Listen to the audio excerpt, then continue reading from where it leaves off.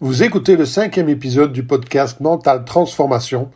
Transformez votre business et votre vie de l'intérieur. Cet épisode s'intitule « Je ne suis pas assez bon ». Alors, c'est vrai que j'avais prévu de vous parler de comment reprogrammer votre mental aujourd'hui. Mais les circonstances ont voulu que je m'adapte à mon actualité. Parce qu'au cours d'une séance de coaching, cette semaine, une personne m'a dit « Je ne suis pas assez diplômé pour réussir. Les gens ne me feront jamais confiance. » Et en réalité, c'est une question avec laquelle beaucoup de gens se débattent. Beaucoup de gens ont l'impression qu'ils ne sont pas assez bons, avec pour résultat qu'ils se cachent dans la vie. Ils restent en retrait. Ils ne se développent pas et ne demandent pas ce qu'ils veulent à la vie, parce qu'ils pensent qu'ils ne le méritent pas, qu'ils ne sont pas assez. Et dans cet épisode, je veux vous montrer à quel point ils se trompent lorsqu'ils pensent cela et à quel point vous vous trompez si vous aussi vous pensez cela. Donc, si vous vous êtes un jour dit que vous ne pourriez pas réussir, que vous ne pourriez pas obtenir ce que vous voulez de la vie parce que vous n'êtes pas assez bon et que vous ne le méritez pas, alors je vous invite à écouter cet épisode attentivement. Parce que vous allez réaliser que peu importe ce que vous pouvez penser de vous-même, en réalité, vous êtes assez bon. Bonjour, je suis Fabien Simal et vous êtes sur le point de commencer à transformer votre vie de l'intérieur avec ce podcast. Depuis plus de 20 ans, j'ai accompagné des centaines d'entrepreneurs. Je les ai aidés à découvrir qui ils sont vraiment et à se transformer intérieurement pour obtenir les résultats qu'ils désiraient profondément.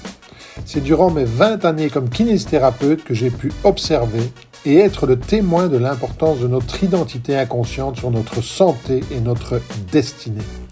Que ce soit au niveau de la santé, de l'argent, du succès en affaires ou au niveau de nos relations interpersonnelles, nous sommes tous impactés par ce que j'ai appelé notre posture identitaire inconsciente. Parce que c'est qui je pense être inconsciemment qui me fait prendre telle ou telle décision plutôt qu'une autre, qui me fait agir de telle ou telle façon, qui me fait croire que je suis capable de ceci ou incapable de cela. Et c'est cette identification mentale qui est responsable de la grande majorité de nos souffrances et des limites que nous nous fixons.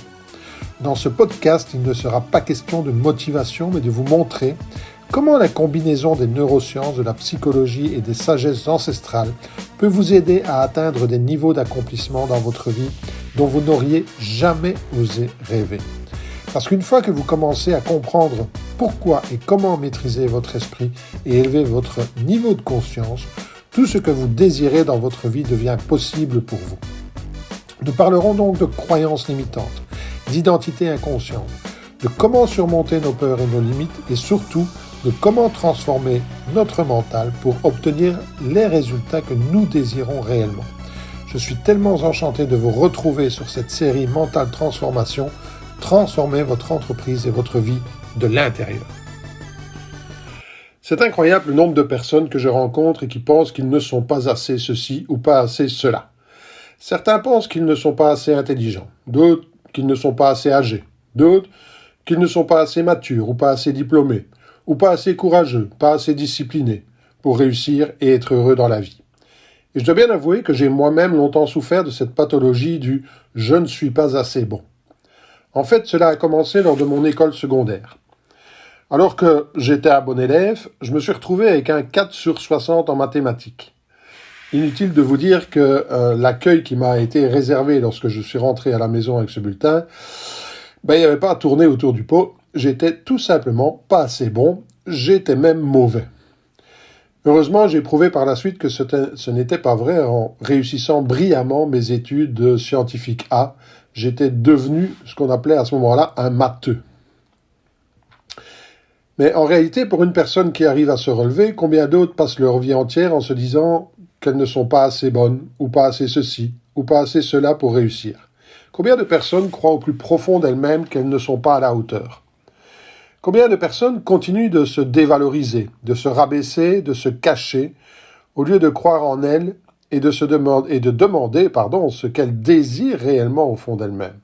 En réalité, une grande majorité de personnes se contentent du minimum au lieu de viser plus haut, simplement parce qu'elles doutent d'elles-mêmes et de leurs capacités.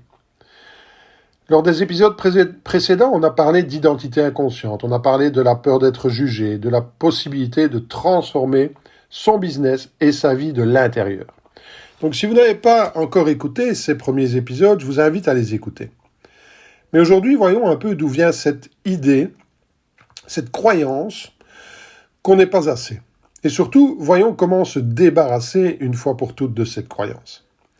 Alors, d'où vient cette idée de croire que vous n'êtes pas assez bon pour réussir ?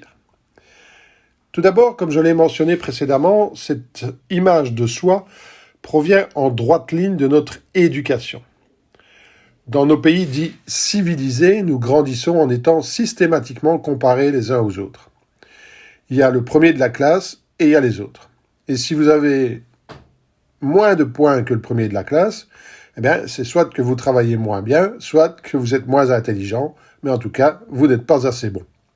Et lorsque, pendant toute votre enfance, on vous fait croire que vous êtes moins intelligent, vous êtes moins bon en sport, vous êtes moins travailleur, vous êtes moins courageux, eh bien, vous finissez par le croire. Alors que, croyez-moi, tout ça, c'est vraiment du bullshit. Parce que vous n'êtes pas assez bon par rapport à quoi ? Par rapport à qui ? Et surtout, quand jugerez-vous que vous êtes assez bon ? Aujourd'hui, nous vivons dans une société remplie d'étiquettes. Je suis médecin, avocat, architecte, vétérinaire. Je vis dans une villa en bord de mer avec piscine et 3 salles de bain et un jardin de plusieurs hectares. Je conduis une voiture à 70 000 euros, 70 000 euros. Toutes ces étiquettes vous donnent un statut social, montrent à quel point vous êtes bon. Et on s'identifie à ces étiquettes. D'ailleurs, on dit « je suis médecin, je suis comptable, je suis ingénieur ».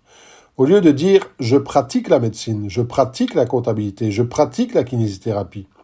Et comme vous le savez, dans notre société, il est préférable de dire « je suis médecin » que de dire « je suis éboueur » ou « je suis femme de ménage ». Et c'est tellement ridicule et cela va tellement loin aujourd'hui qu'on ne peut même plus parler de femme de ménage, mais de technicienne de surface, oui, c'est tellement plus valorisant. Comme s'il y avait une honte à exercer le métier de femme de ménage, d'éboueur, etc. Mais la société est ainsi faite, qu'il faut toujours un point de comparaison. Il faut toujours montrer qu'on est meilleur qu'eux. Maintenant, imaginez que toutes ces étiquettes disparaissent. Imaginez que vous vous retrouviez seul sur une île déserte. Est-ce que vous diriez encore que vous n'êtes pas assez bon ? Pas assez bon par rapport à qui ? Vous êtes seul sur une île déserte. Est-ce que vous diriez que vous êtes moins bon que Jean, que Pierre, qu'un tel ? Non, parce qu'il n'y a plus personne avec qui vous comparez. Alors, rappelez-vous ce que je vous ai dit lors de l'épisode précédent. Lors de l'épisode précédent, nous avons parlé de la peur d'être jugé, d'être critiqué. Et je vous ai dit que, d'une part, peu importe ce que vous faites, vous serez toujours critiqué. Peu importe qui vous êtes, vous serez toujours critiqué. Peu importe que vous soyez grand ou petit, maigre ou obèse, riche ou pauvre, blanc ou noir, vous serez toujours critiqué. Et je vous ai aussi dit que, en réalité, l'autre n'existe pas. L'autre n'est qu'une abstraction, une illusion mentale. Tout comme vous n'êtes qu'une illusion mentale pour l'autre, nous ne voyons dans l'autre que ce que nous voulons y voir. Et si vous voulez vous convaincre inconsciemment que vous n'êtes pas assez bon, eh bien, vous trouverez des personnes autour de vous qui vous diront que vous avez raison. Et vous aurez beau travailler des heures et des heures et des heures, vous aurez beau poster sur les réseaux sociaux encore et encore et encore, vous aurez beau vous améliorer, vous aurez beau faire des appels de vente, les gens vous diront non. Et vous, eh bien, au fond de vous-même, au lieu de comprendre non, vous comprendrez « je ne suis pas assez bon ». Alors qu'en réalité, ce non n'a rien de définitif d'une part, et d'autre part, il a bien souvent rien à voir avec vous. La personne qui vous a dit non, elle a son histoire, mais vous faites une abstraction et vous traduisez ce non en « je ne suis pas assez bon ». Rien n'y fait, pour vous, c'est la preuve que vous n'êtes pas assez. Je ne sais pas si vous avez déjà entendu parler de ce qu'on appelle la pseudo-avidité. La pseudo-avidité, c'est un mécanisme psychologique qui signifie que vous n'en avez jamais assez. Vous avez toujours besoin de plus. Vous êtes boulimique, je dirais, psychologiquement parlant. Vous êtes avide d'avoir plus d'informations, plus de relations, plus de savoir, plus d'amour, plus, voilà, de tout. Plus avoir un beau corps, c'est jamais suffisant. D'accord ? C'est un mécanisme qui explique assez bien la notion de « je ne suis pas assez bon ». Et en réalité, c'est quelque chose que j'ai bien connu dans ma vie professionnelle, d'accord? Parce que moi, je n'en connaissais jamais assez, ok? Ça venait de mon éducation, il fallait toujours en savoir plus, je pouvais toujours faire mieux, et donc, inconsciemment, je n'en connaissais jamais assez. À tel point que pendant toute ma carrière professionnelle, je n'ai cessé de me former, et je me suis formé tout au long de ma vie. Et je trouvais ça tout à fait normal et nécessaire pour pouvoir avancer au niveau professionnel. C'est ça la pseudo-avidité, c'est que vous êtes dans l'exagération, mais vous trouvez ça normal, vous donnez des explications rationnelles alors que vous êtes dans l'exagération. Et par exemple, j'ai étudié la kiné, l'anatomie, la physiologie, la psychologie, la pathologie, j'ai étudié la médecine naturelle, la podologie, la podocinésiologie, la neurocinésiologie. Bon, tous des noms ronflants, d'accord, et ça me donnait de la valeur. J'ai étudié la médecine manuelle et réflexe, la psychomorphologie, l'aromathérapie, l'iridologie, le marketing, etc., etc., etc. Parce que, inconsciemment, c'est ce que j'avais besoin de faire si je voulais être bon et réussir. J'avais pas le choix, d'accord? Alors, j'avais pas le choix, inconsciemment parlant, disons. Alors, j'accumulais, encore et encore et encore, j'accumulais des connaissances et des connaissances et des connaissances, et ça me donnait l'impression, en tout cas, d'avoir plus de valeur. Sauf que c'était une fausse impression, d'accord? C'était encore une avidité. Et peut-être que vous vous reconnaissez dans cet exemple, d'accord? Parce que, à ce moment-là, lorsque je me formais, je trouvais ça tout à fait normal, hein? Mais c'est par la suite que je me suis rendu compte que cette pseudo-avidité, en fait, c'était juste la preuve d'un manque de confiance en soi, d'un manque d'estime de soi, d'amour de soi, et que je ne passais jamais à l'action. J'avais beau accumuler des connaissances, j'avais beau accumuler des compétences, je n'en faisais rien. Pourquoi? Parce que le problème, c'est pas que je n'étais pas assez, le problème, c'est que j'avais peur de passer à l'action. Et donc, je dépensais une fortune en apprentissage, mais en réalité, je trouvais toujours des raisons pour dire que c'était pas suffisant, j'étais pas assez bon. Il me manquait toujours quelque chose. J'étais jamais assez bon. Bien, c'est ça la pseudo-avidité. Vous avez toujours un besoin compulsif de plus pour démontrer que vous êtes. Alors qu'en réalité, vous n'avez pas besoin de tout ça, mais tout ça, c'est votre ego, en fait, qui vous joue des tours, encore une fois. D'accord? Et lorsque vous prenez conscience de ce mécanisme psychologique, vous commencez à arrêter de vous identifier à toute cette accumulation de connaissances. Vous prenez conscience que vous n'êtes pas ces connaissances et que vous n'avez pas besoin de toutes ces connaissances pour progresser, pour avancer. Parce que, dans la réalité, j'étais assez bon. Dans la réalité, j'ai coaché des milliers de personnes. Je les ai aidés à se lancer dans leur business. J'ai donné des formations devant des salles allant de 3, 4, 5 personnes à 15 000 personnes. Je me souviens avoir parlé dans une salle de 15 000 personnes à Stockholm, en anglais, qui n'est pas ma langue maternelle. Donc, c'est vous dire si j'avais les compétences, si j'avais les connaissances, si j'avais ce qu'il fallait et que j'étais assez bon. Mais intérieurement, inconsciemment, c'était la preuve de rien du tout, et j'avais toujours besoin de plus, de plus, de plus, de plus, de plus, de plus. Et ça, c'est un mécanisme psychologique qui vous fait dire que vous n'êtes pas assez bon. C'est confirmer votre identité inconsciente, identité qu'encore une fois, que vous avez construite au fur et à mesure des années. Mais c'est un processus psychologique nocif parce que il ne vous permet pas d'en sortir et vous tournez en rond dans ce mécanisme. Alors, ça ne veut pas dire que vous ne devez pas vous améliorer, d'accord? Je ne dis pas qu'il ne faut jamais vouloir s'améliorer. C'est deux choses différentes. Vouloir s'améliorer consciemment, améliorer ses compétences, mais s'identifier à son manque de compétences, ça c'est autre chose. Parce que la réalité, c'est pas votre manque qui dit qui vous êtes. Et vous ne saurez jamais tout, d'accord? Alors, c'est vrai que si aujourd'hui vous êtes coach, vous êtes consultant, que vous travaillez dans la relation d'aide à la personne, vous voudrez toujours apporter le meilleur aux gens. C'est tout à fait normal. Et je m'en souviens, encore une fois, lorsque j'exerçais la kinésithérapie, je me réveillais parfois la nuit en sueur en me demandant comment je pouvais améliorer le traitement de tel ou tel patient. Donc c'est normal de vouloir donner le meilleur de soi-même. Ce qui n'est pas normal, c'est de ne pas accepter sa véritable valeur. Et surtout, ce qui n'est pas normal, c'est de se définir par ce que nous n'avons pas, par ce qu'il nous manque. D'accord ? Parce que, encore une fois, vous ne pourrez jamais tout connaître, vous ne pourrez jamais tout savoir, et vous ne pourrez jamais avoir toutes les compétences. Donc ce n'est pas ce qui vous manque qui vous définit. D'accord ? La clé, c'est encore une fois d'élever son niveau de conscience et de se rendre compte que cette pseudo-activité est un mécanisme psychologique nocif. Parce qu'en réalité, en tant qu'être humain, nous sommes en perpétuelle évolution. Nous sommes un potentiel en perpétuelle évolution et donc en amélioration perpétuelle. C'est ce qui fait de nous des entrepreneurs, d'ailleurs, d'accord ? C'est ce qui fait que vous avez sans doute décidé de devenir entrepreneur, parce que vous êtes à la recherche d'une amélioration constante.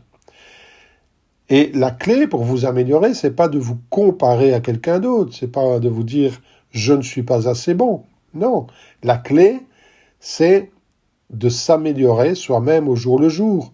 Personne n'est sur le même chemin que vous. Personne n'a reçu la même éducation que vous. Personne n'a le même vécu que vous, ni vécu les mêmes expériences que vous. Et si vous croyez à la réincarnation, personne n'a le même karma que vous. Donc arrêtez de vous comparer aux autres. Soyez simplement honnête envers vous-même et décidez de vous améliorer de jour en jour, d'être meilleur que la veille.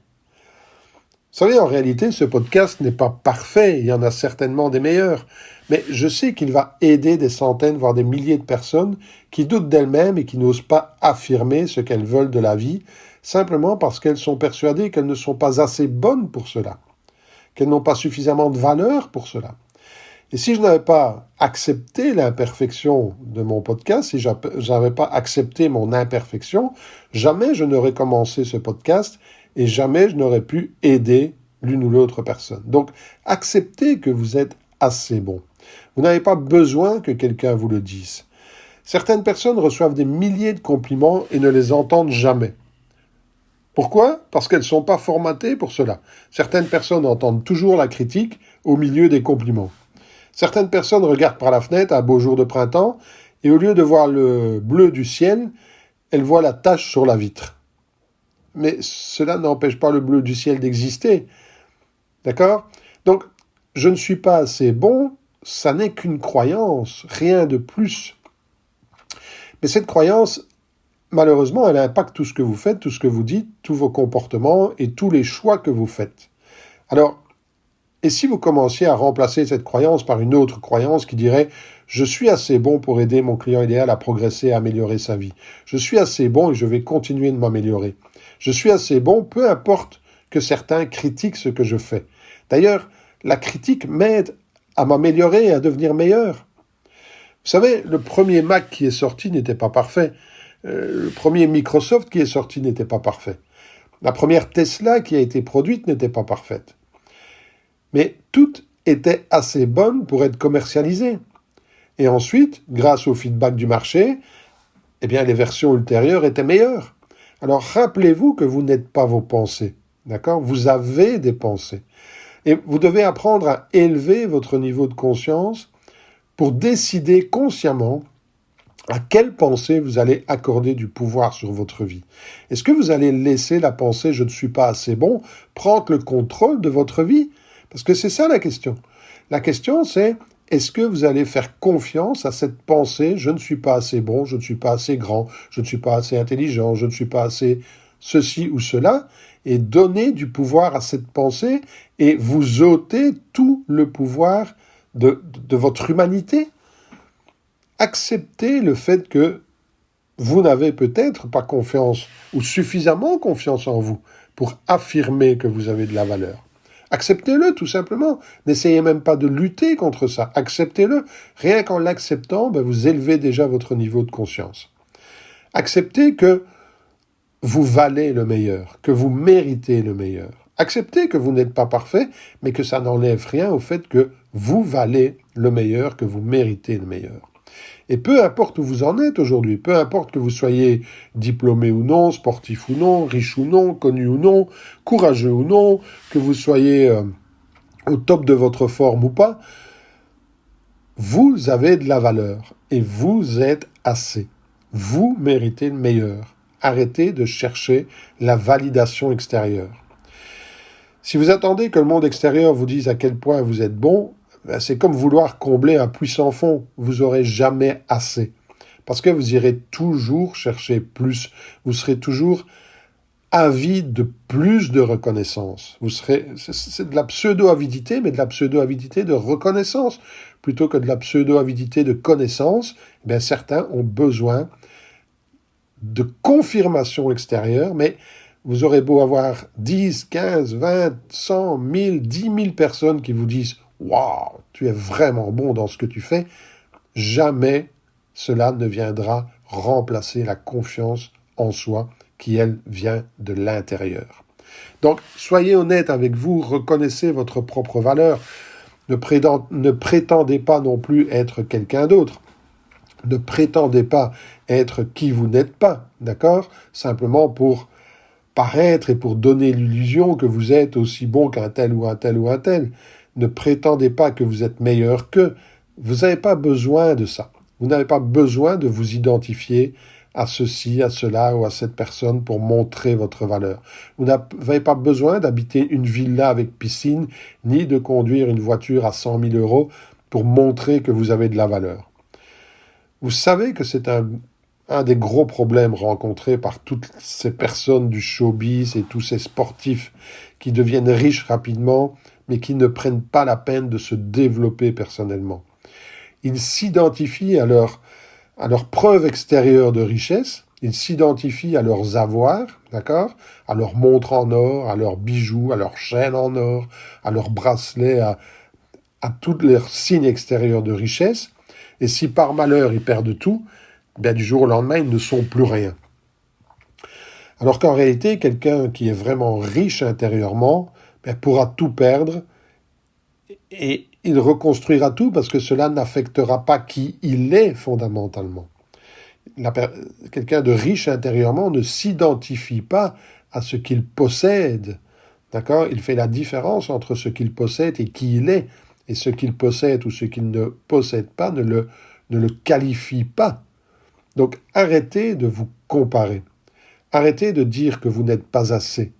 Vous êtes toujours assez bien pour démarrer quelque chose, pour donner le meilleur de vous-même et pour vous améliorer chaque jour.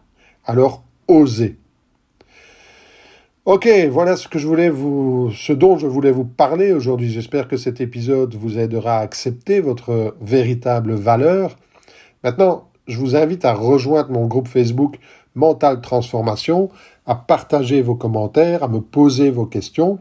Et dans le prochain épisode, nous parlerons cette fois-ci de comment reprogrammer son mental. Alors, restez à l'écoute. Merci d'avoir écouté ce podcast. Si vous êtes le genre de personne qui aime aider les autres, partagez cela avec vos amis et votre famille. Vous savez, si vous avez trouvé de la valeur dans ce podcast, il y a des chances qu'ils en trouvent aussi. Alors, s'il vous plaît, partagez via vos médias sociaux.